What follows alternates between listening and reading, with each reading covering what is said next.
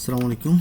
প্রিয় শিক্ষার্থী বন্ধুরা, আজকে আমরা দেখব আমাদের একটা ওয়েবসাইটকে GA4 বা আপনার গুগল অ্যানালিটিক্স 4 যেটা, ওটাতে আমরা কিভাবে একটা ওয়েবসাইটকে ইন্টিগ্রেশন করব আর ওটার মাধ্যমে কিভাবে আমরা একটা ওয়েবসাইটকে ট্র্যাকিং করতে পারি, এই জিনিসটা আমরা আজকে দেখব। মানে হচ্ছে আমাদের ওয়েবসাইটের অ্যাক্টিভিটি ট্র্যাকিং করার জন্য আমরা গুগল অ্যানালিটিক্স পড়ে আমাদের ওয়েবসাইটটাকে কানেক্ট করব।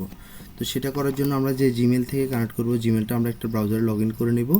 লগ ইন করার পরে সাপোজ আমার এই ব্রাউজারের সাথে এই ব্রাউজারে যে জিমেলটা আছে এটা দিয়ে আমি আমার ওয়েবসাইটটাকে আপনার GA4 এর সাথে কানেক্ট করাবো। তো সেটা করার জন্য আমরা প্রথমে এখানে আসবো, এখানে গুগল অ্যানালিটিক্স 4 লিখে সার্চ করব।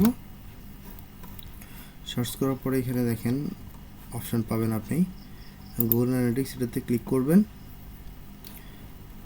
ক্লিক করার পরে এখানে গো টু অ্যানালিটিক্স একটা অপশান আছে, এখানে ক্লিক করবেন। এখানে ক্লিক করার পরে আপনাকে নিয়ে যাবে হচ্ছে এখানে স্টার্ট মেজারিং, এখানে ক্লিক করবেন। এখানে ক্লিক করার পরে আপনার ওয়েবসাইটের নামটা দিবেন। আপনি আপনার অ্যাকাউন্টের নামটা দিয়ে দিতে পারেন। তো অ্যাকাউন্টের নাম আপনি আপনার ওয়েবসাইটের নামটা দিয়ে দিবেন। তারপর দেওয়ার পরে এখান থেকে আপনি এই টিক চিহ্নতে উঠে দিবেন। উঠে দেওয়ার পরে এখান থেকে নেক্সট আসার পরে বলতেছে প্রপার্টি নেম। তো প্রপার্টি নেম আপনি আপনার ওয়েবসাইটের নামটা দিয়ে দিবেন।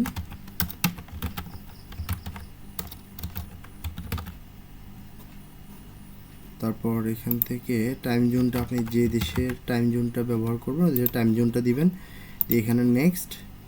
তারপর এখানে আসার পর আরও অনেকগুলো ইনফরমেশন চাচ্ছে। এখান থেকে আপনার ইন্ডাস্ট্রি ক্যাটাগরিটা কি, তো আমাদের এটা হচ্ছে ই কমার্স যেতে কিছু আছে কি না। যদি না থাকে ই কমার্স, তাহলে আপনি বিজনেস ইন্ডাস্ট্রিয়াল দিতে পারেন, অথবা এখান থেকে আদার বিজনেস অ্যাক্টিভিটি দিতে পারেন। তারপরে এখান থেকে আপনার বিজনেস সাইজ কতজন এমপ্লয়ি আছে, এখান থেকে স্মল। তারপর নেক্সট। তারপর এখান থেকে আমরা ওয়েবসাইটে কী কী ট্র্যাকিং করতে চাই, চুজ ইউর বিজনেস অবজেক্টিভ। এখান থেকে আমরা লিড করতে চাই, সেলস করতে চাই, তারপরে ওয়েব ট্রাফিক করতে চাই। তারপর এখান থেকে ইউজার এঙ্গেজমেন্ট রিটেনশন চাই। তারপর নিচে এটা যদি দিই তাহলে আমাদের এগুলো সবগুলো অফ হয়ে যাবে, তো এটা দেওয়ার দরকার নাই। এখান থেকে এ পর্যন্ত দিয়ে আমরা ক্রিয়েট দিব। ক্রিয়েট আসার পরে এখানে একটা অপশান আছে, এটা টিক চিহ্ন উঠে দিব, টার্মস অ্যান্ড কন্ডিশন এগুলো পড়ার জন্য। তারপর এখানে একটু নিচে আসলে নিচ দিকে স্ক্রল আরেকটা অপশান আছে, দুইটা যখন আমরা সিলেক্ট করবো, সিলেক্ট করার পরে এখান থেকে আই অ্যাকসেপ্ট। তারপর এখানে আসার পরে আমাদেরকে বলতেছে আমরা এখানে কি ইন্টিগ্রেশন করব, ওয়েবসাইট, মোবাইল অ্যাপ এবং iOS অ্যাপ। তো আমরা ওয়েবসাইট করব, ওয়েবসাইট করার জন্য ওয়েবসাইটে ক্লিক করব। ক্লিক করে এখান থেকে আমরা আমাদের ওয়েবসাইটের যে ইউআরএলটা আছে, ইউআরএলটা কপি করে নিয়ে এসে এখানে দিব। এখান থেকে HTTPSটা বাদ দিয়ে দিব, যেতে পাশে আছে www. পর্যন্ত রাখবো। রেখে এখান থেকে আমরা ওয়েবসাইটের নামটা দিব আবার।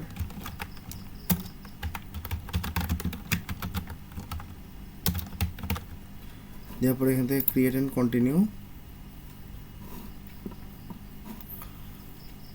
এটা দেওয়ার পরে মোটামুটি আমার এটা একটা অপশানে চলে আসছে। এখান থেকে নো ডাটা রিসিভ, 48 ঘন্টার মধ্যে কোনো ডাটা নাই। তারপরে এখান থেকে নেক্সটে যাব। নেক্সটে আসার পরে আমাদেরকে একটা কোড দিবে, যেটা আমরা আমাদের ফেসবুক মার্কেটিং অনেকবার করাইছিলাম। তারপরে এখান থেকে ইনস্টল কোড ম্যানুয়ালি এর সাথে ক্লিক করে এখান থেকে এই কোডটা আমরা কপি করে নিব। কপি করে নেওয়ার পরে আমরা চলে যাবো আমাদের ওয়েবসাইটে ব্যাকএন্ডে। এখানে আসার পরে সেমভাবে আমাদের একটা প্লাগইন ইনস্টল করতে হবে, অ্যাড নিউ প্লাগইন। এখান থেকে আমরা দিব হচ্ছে WP কোড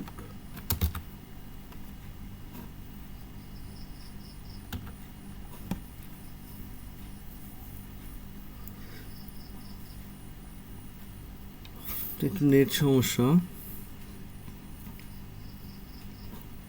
এই যে WP code insert header and ফুটার, এটাতে আমরা ক্লিক করে এটা আমরা ইনস্টল করে নেব প্লাগইনটা।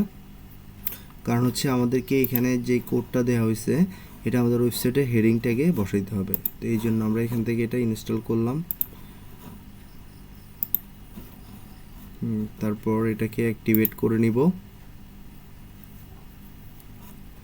অ্যাক্টিভেট করার পরে এখান থেকে কোড সিলেক্ট অপশানে ক্লিক করে দেখেন এখান থেকে হেডার অ্যান্ড ফুটার আছে, এখানে ক্লিক করব। তারপর এখানে আমাদের ওয়েবসাইটের যে কোডটা আমরা থেকে পাইছি কোডটা এখানে বসাবো।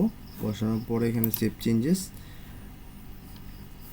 তারপর আমাদের কাজ শেষ মোটামুটি। এখান থেকে আমরা একটু কেটে দিই, বা আবার এখানে গেলে আমরা এটা টেস্ট করার অপশন আছে।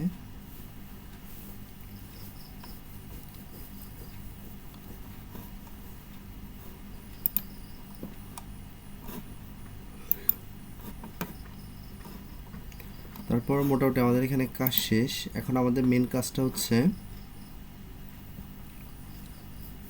আসলে একটু নেট সমস্যা, আস্তে আসতেছে সব কিছু। তারপর এখানে ক্লিক করে অ্যানালিটিক্স,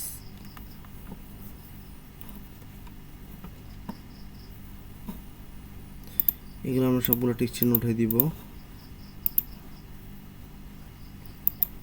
যেরকম একটা গ্রাফ আমরা দেখতে পাবো। তো এখান থেকে আমাদের অ্যাক্টিভ ইউজার কতজন অ্যাক্টিভ আছে ওয়েবসাইটে, তারপরে ইভেন্ট কাউন্ট, নিউ ইউজার, তারপর হচ্ছে কি ইভেন্ট, তারপর এখান থেকে হচ্ছে আপনার অ্যাক্টিভ ইউজারের 30 মিনিটের মধ্যে কতজন ইউজ হয়েছে, এই জিনিসগুলো আমরা এখান থেকে ট্র্যাকিং করতে পারবো।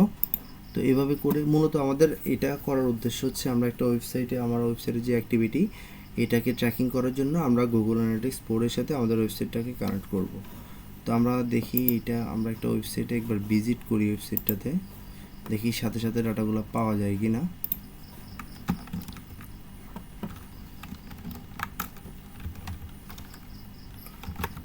আমরা ওয়েবসাইটে ইউআরএলটা নিয়ে আসি।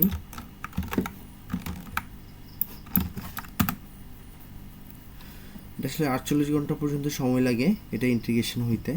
তো দেখি আমাদের কাজ করে কি না, নাকি সময় লাগবে।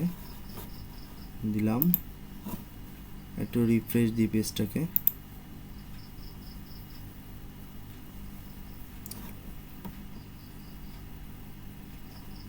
এটা এখনও আসেনি, এটা কিছুক্ষণের মধ্যে আসবে। তো এখানে আপনাকে দেখা যাচ্ছে কোন কান্ট্রি থেকে এটা আসছে, তারপর আপনার কতজন ইউজ করছে, আপনার এটা লাস্ট 30 মিনিটের মধ্যে এই জিনিসটা আপনি এখান থেকে দেখতে পাবেন। তো মূলত এইভাবেই আমরা আমাদের একটা ওয়েবসাইটকে গুগল অ্যানালিটিক্স প্রোর সাথে কানেক্ট করব ওয়েবসাইট ট্র্যাকিং করার জন্য। তো আজকের ক্লাসটা এই পর্যন্তই, সবাই ভালো থাকবেন, আসসালামু আলাইকুম।